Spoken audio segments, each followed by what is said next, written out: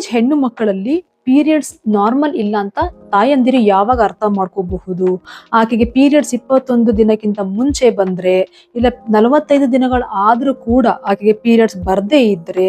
ಆಕೆಯ ಬ್ಲೀಡಿಂಗ್ 7 ದಿನಕ್ಕಿಂತ ಹೆಚ್ಚಿಗೆ ಕಂಟಿನ್ಯೂ ಆಗ್ತಾ ಇದ್ರೆ, 2 ಗಂಟೆಗೆ ಮುಂಚೆನೆ ಅಥವಾ 1 ಗಂಟೆ 2 ಗಂಟೆಗೆ ಆಕೆಯ ಪ್ಯಾಡ್ಗಳನ್ನ ಬದಲಾಯಿಸ್ತಾ ಇದ್ರೆ, ಮತ್ತೆ ರಕ್ತ ಹೆಪ್ಪು